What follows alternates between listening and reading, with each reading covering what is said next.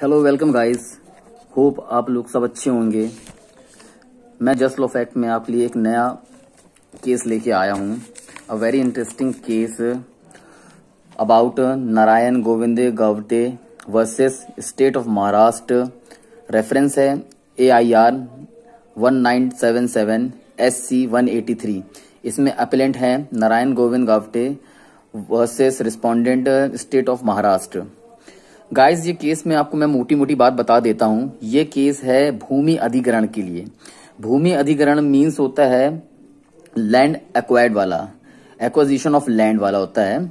इसमें सेक्शन 17 को दर्शाया गया है। सेक्शन 17 का पैरा 4, इसका जो सब्जेक्ट दिया गया मैं बता देता हूं आपको। In this case the provision of section 17(4) of land acquisition act is explained under which the land is acquired by the government for industrial and land for residential purpose।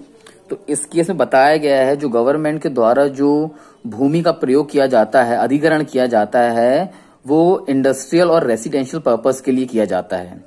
Subject ये बताया गया है।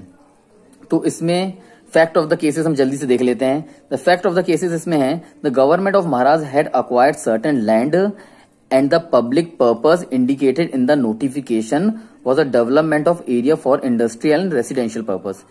तो इसमें जो गवर्नमेंट ऑफ महाराष्ट्र रहती है वो एक जमीन को अपने अंडरटेक करती है अपने नोटिफिकेशन में ये बताते हुए कि वो भूमि जो वह अपने कब्जे में ले रही है वो पब्लिक पर्पस के लिए ले रही है, डेवलपमेंट ऑफ पब्लिक और इंडस्ट्रियल एरिया प्लस उसमें रेसिडेंशियल पर्पस से वो अपने अंडरटेकिंग कर रही है, जो वह अपने नोटिफिकेशन में लिखती है और बताती है।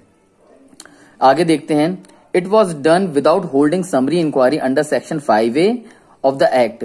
यह पर्पस वह जो सेक्शन 5A में दर्शाया गया है वो उसको विदाउट होल्डिंग उसकी इंक्वायरी के द्वारा तहत करती है। आगे देखते हैं। Section 17(4) cannot be read in isolation from this section 14(1) and 5A of the act does Narayan Govind Gavte etc. appealed against the land acquisition of Maharashtra government without satisfying the law। तो इसमें जो एक व्यक्ति रहते हैं नारायण गोविंद गावटे और others भी रहते हैं, वह ये सरकार की जो भूमि अधिग्रहण की प्रक्रिया रहती है उसके अगेंस्ट ये एक पिटीशन फाइल कर देते हैं। उनका कहना रहता है कि गवर्नमेंट ऑफ महाराष्ट्र के द्वारा जो भूमि जो ली जा रही है अपने अंडर जो ली जा रही है उसमें वो जो नोटिफिकेशन में और जो उसकी प्रोसेस है वो सेक्शन 5A, सेक्शन 14(1) और सेक्शन 17(4) के तहत नहीं किया जा रहा है। सरकार ये काम अपनी मन मर्जी से कर रही है। इसको जबरदस्ती एक कह सकते हैं इसमें कि कब्जा करना अपने हिसाब से। तो ये लोग जो नारायण गोविंद गावटे रहते हैं यह इसके खिलाफ सरकार के अगेंस्ट में एक अपील फाइल करते हैं। चलिए आगे देखते हैं इसमें क्या है। Judgement of a division bench of Bombay high court. इसमें डिवीजन बेंच जो बॉम्बे की रहती है हाई कोर्ट, उनका जो जजमेंट रहता है dated 16 June 1967 had held that section 41 of the act is valid, yet the government of Maharashtra had not discharged its burden of showing fact continuing the urgency which impelled it to give declaration come direction under section 17। तो इसमें जो division bench रहता है वो कहता है कि ये जो एक्ट है ये सही है, लेकिन ये जो सरकार के द्वारा इस एक्ट को तोड़ मरोड़ के कुछ कान घुमा के जो पकड़ा गया है और ये जमीन किस पर्पज से अपने अंडरटेक कर रहे हैं उसके जो दस्तावेज हैं ये इन्हें दिखाए नहीं है, और ये जो एक्ट है इसके द्वारा ये अकॉर्डिंग टू एक्ट उनके हिसाब से काम नहीं किया गया है। गाइस, मैं आपको बताता हूं इसमें जो 14(1) एक्ट है 4(1) और जो एक्ट दिया है इसमें 5A। 4(1) में दर्शाया गया है कि अगर सरकार कोई जमीन लेती है, कुछ करती है, तो वह उसका जस्टिफिकेशन और रीजन रिकॉर्ड करती है कि वह जमीन वह अपने अंडरटेक क्यों ले रही है।